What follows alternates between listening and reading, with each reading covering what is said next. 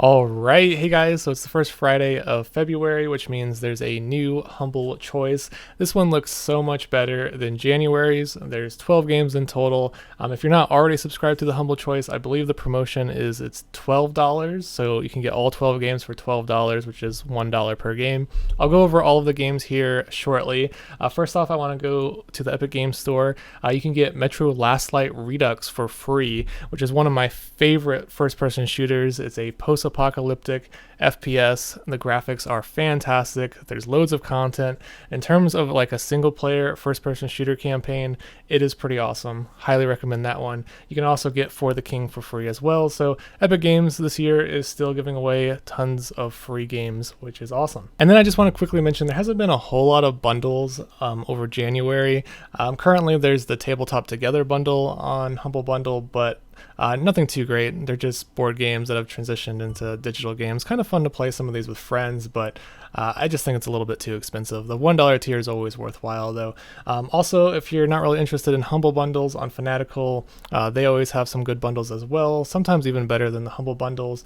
Recently, they released the Staff Picks bundle number 2, $3.50 for 10 games, and there's actually some really good games included in this one, so I definitely recommend checking this one out. And also, this one's rather old, but the Reaper bundle number 8, $4 for 7 games, but there's some really good games here as well. Avicii and Vector and One Finger Death Punch 2, those are some of my favorites. So now let's go over the games in this month's Humble Choice. If you haven't already subscribed, there will be a referral link in the description below if you want to help me out in this channel. I'm very grateful. But otherwise, the first game on the list is Outward. This includes some DLC as well. So the price of the game and the DLC is over $60 actually, which is kind of impressive. Outward is a third-person open-world survival RPG. It focuses on basically not holding the player's hand or giving the player any sort of guidance. It's a bit overly challenging with a bit of a convoluted combat system, in my opinion. Just keep in mind, you'll spend many hours in this game, and you might not make a whole lot of progression, but if you want a game with a little bit more challenge and sort of learn as you go, Outward is kind of an interesting game, and you can play it co-op with a friend. Next up, we have Valkria Chronicles 4, the complete edition, which includes all of the DLC. Normally it retails for $50, but this game does go on sale for at least 75% off quite often. This is a Japanese anime-style turn-based strategy game. To me, this has similar tactical style gameplay as XCOM, where you take turns and you have a chance to miss each time. Valkyria Chronicles does have a ton of content. The gameplay is really good, but personally, I just felt like there was way too much unnecessary dialogue. But that's pretty typical with anime-style games.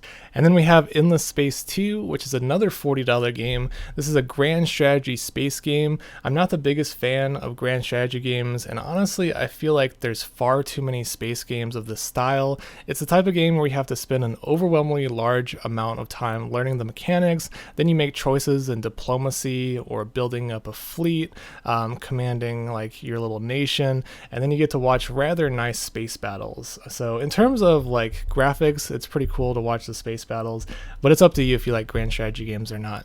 Next up, we have Moving Out, which is a fun little co-op game where you work together with a friend to basically move furniture through a bunch of silly environments and obstacles, some physics elements, of course. It's short-lived and can be frustrating at times, but it's good fun if you have a buddy to play with. And then there's Trine 4. This is an excellent side-scrolling puzzle platformer. The graphics and environments are beautiful. The puzzles are all delightfully well crafted. You can also play online with friends and co-op. Definitely a fantastic game to see in this bundle, and I highly recommend trying it out, especially if you enjoy puzzle games. And then The Wild 8 is a top-down co-op survival crafting game. I've actually played quite a bit of this with my ex about a year ago. The goal is to basically collect resources and upgrade your gear while surviving in a freezing Arctic environment, meanwhile exploring and progressing through the story by completing various objectives. I really like the mystery behind the story. It really hooks you in. It's kind of like The Forest, where the game has just a crazy backstory to everything. But really fun survival crafting game there. Next, we have Train Station Renovation. This is a renovation simulator, basically. You're going to be fixing up old train stations. If you like simulators, you'll probably enjoy this one. Otherwise, I'd likely avoid it just because there are some frame rate issues, and sims like this, they get a little bit tedious after a while, but kind of interesting game regardless. And then there's a game called Val Ferris. This is my favorite game out of this bundle. It is such a badass action platformer, great style, a heart-pumping soundtrack, tons of weapons, loads of action. I mean, just look at the crazy trailer. The trailer is just absolutely fantastic. Anyways, it's an awesome game. I highly recommend that one for sure. Next on the list, we have Werewolf, the Apocalypse. This is some sort of visual novel RPG where you like make choices that sort of affects the story and how the characters progress. I'm not a fan of visual novels, so I'll be avoiding this one. But if you like story-driven games, I would suggest giving that one a shot.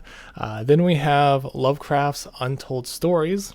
This is a roguelike RPG where you traverse through randomly generated levels full of very interesting creatures from the Lovecraft universe. It's certainly an interesting little game. I enjoyed it for sure.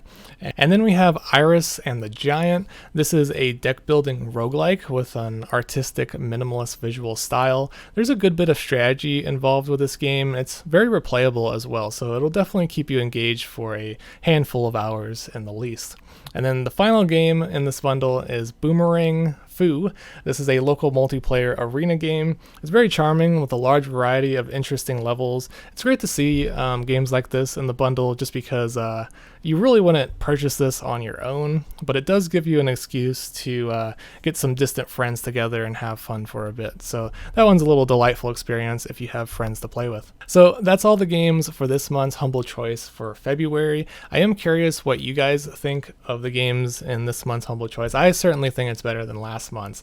I think my favorite games are Val Ferris, Trine 4, and Valkria Chronicles 4. I do want to play a little bit more of Outward. It seems interesting. I just haven't gotten too far into it as of yet.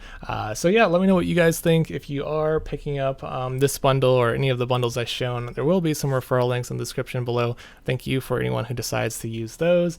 And until another good bundle comes out or the next Humble Choice, thanks for watching and have a nice day.